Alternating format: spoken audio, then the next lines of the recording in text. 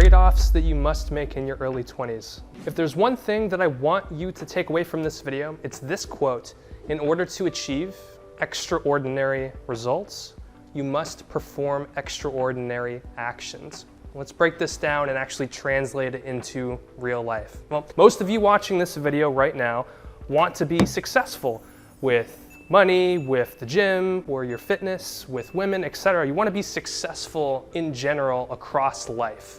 Here's the thing: in order to actually become successful, by definition, it means that you must be better than other people. And specifically, if you're a man watching this, other men. Because life is a competition.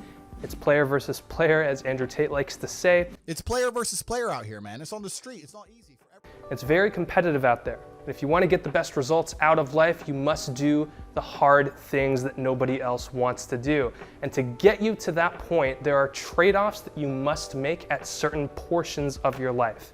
In this video, I'm going to be talking about your early 20s, which in my opinion is the most informative of those years. The decisions that you make in your early 20s are going to either set you up for massive success or massive failure for the rest of your life. Let's get into it. Here's my backstory. I love playing video games. I've always loved playing video games ever since I was a kid. I remember playing the old Jak and Daxter and Spyro games, even the old sports games on like the PlayStation 2, right? And I grew up with that to the point where in middle school and high school, the only thing that I cared about was coming home to play more video games. And in isolation, it's not the worst thing in the world as a kid, but when you start to grow up, once you start to hit 16, 17, 18, those years, they start creeping up on you and the responsibilities start to compound ultimately. And around that time, I started to realize that, whoa, let me just take a step back here. If I just keep throwing my life away, playing video games 6 to 10 hours a day, going to sleep at 3 a.m., waking up in the afternoon, I'm not going to get ahead. I'm not going to be able to achieve the goals that I want to achieve in my life. It didn't mean that I needed to completely give video games up, and it wasn't an overnight process, but I began that gradual transition of playing games all the time, every day, to now at 23 and a half years old, I'm playing games like a couple times a week for a couple hours. And that took a lot of time. It took a lot of effort to reduce that span and to put work and more productive things into my schedule. But ultimately, it's led to massive growth in every other area of my life because I'm not wasting my most valuable asset, which is my time. You have to remember, in your early 20s, your energy is the highest it's ever going to be. Every old guy, every old woman is going to contest to that. When you're in your early 20s, you have this ability to just put force into the world with whatever you're doing. And I know that that's not going to last forever, and I know that I shouldn't take that for granted. Because of that, I'm trying my best, and it's a work in progress still. I'm not perfect, but I'm trying my best to be as productive in my life as humanly possible. Now, there are a couple of areas that I really focused in on that I think helped me propel the trajectory forward and upward, if that makes sense. And we're gonna go through them and talk a little bit about each one of them individually. So number one is going to be weed or marijuana. I know the YouTube algorithm may not like me saying that, but we'll just call it how it is. A lot of people will say that weed is a drug that allows them to become more creative. You have YouTubers out there like Hamza, for example. He's made a full video out there on men's self-improvement when it comes to weed and marijuana use. And he says that weed making you more creative is complete bullshit. Well, my personal opinion, after having smoked weed for many years of my life, on and off consistently for some periods and then not consistently for others, what I would say is that while yes, it does actually make you more creative in a sense, it allows you to think of things in a different manner. The trade-offs for smoking weed are not worth the trade-offs of being sober.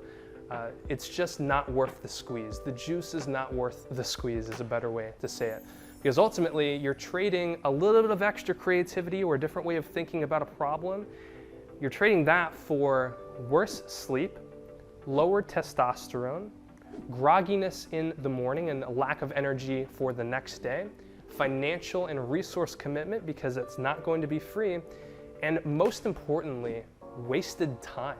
Because for the most part, when you're smoking weed, you don't want to do anything really productive. And anything that you do while you're smoking weed that is productive, you could have done the same thing while you were sober without all of those negative attributes to weed itself. So suffice to say, is weed the worst thing in the world?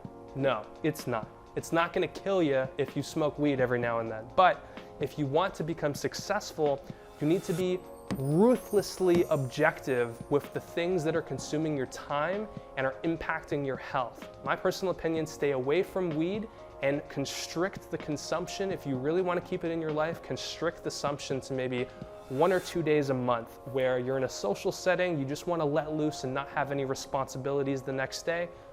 Fine, I understand. We all want to live life, we all want to have a bit of fun, but obviously constrict it because it's not good for your long-term outlook and your health. So that's weed. Now let's talk about alcohol, the other drug that is really commonly used. And yes, it is technically a drug.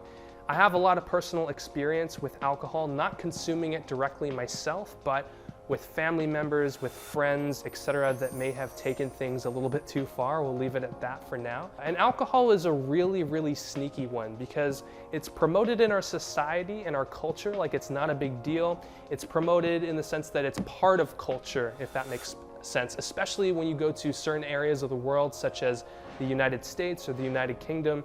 Drinking is part of societal norms. And it's a very destructive drug that you're taking if you decide to indulge in that.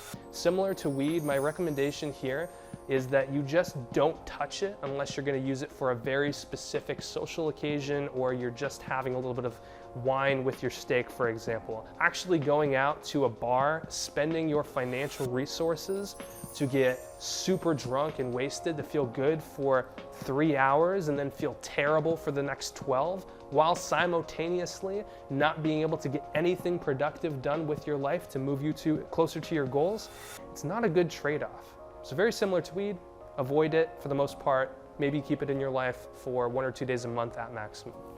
Next up is going to be women. Now, there are a ton of facts that I could go out and just put into this video to give you an in-depth access guide as to why women are a waste of time in your early 20s, but I'll leave it at this.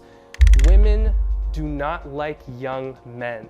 Even if they're successful in a lot of situations, we are not in the prime of our life during this period of time. You have to realize that men peak between the ages of roughly 28 to 38, whereas women peak when they're a little bit younger, between the ages of 18 to 24. As a man, if you look at it objectively, what does that mean? It means that you should be focusing your time, resources, and energy towards becoming successful and achieving your goals rather than pursuing women, because you're not working at your most optimal time. Whereas for women that are your same age, maybe you're 21 and there's a woman who's 21, she should be focusing on relationships during this period of her life, because that is when she has her peak SMV, or sexual market value. And again, whereas for men, it's different, it changes. It's later in life, provided that you put in the work in the gym, with your money, with your character. And lastly, we'll cover materialistic items. And I'm gonna put this into 2 different buckets because I think that's what makes the most sense. You have a bucket over here where you can have these things provided you have enough cash flow and net worth. And then you have a bucket over here where I think it's just a complete waste of money and resources unless you have a very specific use case.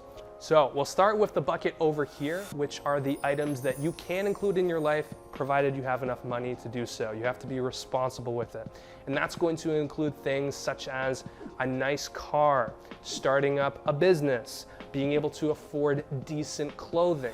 All of those things are going to, number 1, improve your confidence, but number 2, unlock more opportunity in the rest of your life. Not with women, don't go there because I know that's what you were thinking of. I'm talking about business opportunity. Entrepreneurship and business is a very good way to become successful. Most of the millionaires in today's society, around 60 to 70%, are from entrepreneurship. And so for the most part, it just allows you to have access to better networking opportunities and more opportunity in general by having those 3 nice things, provided again that you have the money to do so responsibly. On the right side here, or yeah, on my right side, we have the bucket of things that you don't want to touch with a 10-foot pole until you're much later on in life. I'm gonna go ahead and put designer clothing over in this bucket because ultimately nobody cares. I'm wearing a plain red shirt for 50 bucks. This jacket, okay, is a little bit more expensive at a couple $100, and then I'm just wearing some khaki pants. I go out into the world and I get compliments all the time on how I dress, not because of the amount of money that I spend on my clothes, but because of how consistent and reliable and easy I am to look at. I don't want to have big Gucci emblems on my shirt. It just looks like you're flexing for no reason and clout chasing. So avoid designer clothes until you have so much money that doesn't even matter, or ultimately just kind of avoid them in general because it's just not a good look in my opinion. Number 2 is going to be consistently upgrading your phone every year. And I have been a victim of this in a past life, upgrading my phone every year just because I wanted to stay on the trend. It's ultimately a big waste of money, and you could have put that 500 or 600 bucks extra that you would have gotten into, say, crypto investments, saving for your business, real estate portfolio investment, etc. Much better ways to spend that kind of money. Number 3 is going to be an apartment or a house that is astronomically expensive, particularly if you're living in a very expensive area. So for example, if you're living in California, San Francisco, or maybe Miami, closer to me a little bit, you might have the opportunity to spend, say, $5,000 or $6,000 a month on a nice house or apartment, provided you have the money. Even if I was making $60,000 to $80,000 a month, I would not spend that kind of money renting a place like that. It's completely throwing your money out of the drain.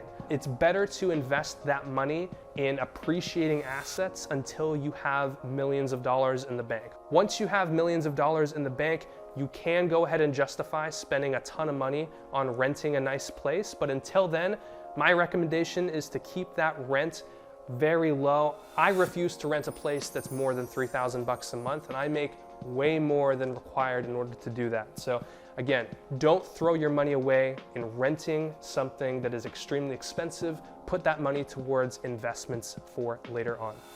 I'll wrap this up by saying, I don't want you guys to take this video like, oh, I should never do anything fun, or I should never splurge on myself, etc.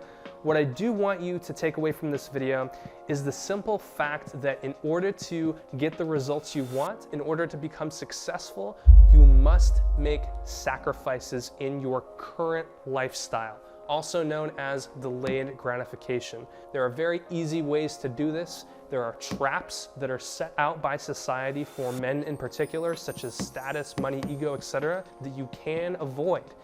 On the contrary, I don't want you to take this as saying if you make a ton of money, you can't have a nice car, for example, or you can't buy a nice set of clothes. That's not what I'm saying. I'm saying be conservative and always pay yourself first. Prioritize appreciating asset investments, especially when you're in your early 20s, and you're gonna be able to take advantage of that compounding interest later on. If you enjoyed this video, please drop a like rating. It helps with the YouTube algorithm. Drop a comment too. I'm happy to chat with you guys on some maybe specific situations and your thoughts overall on this.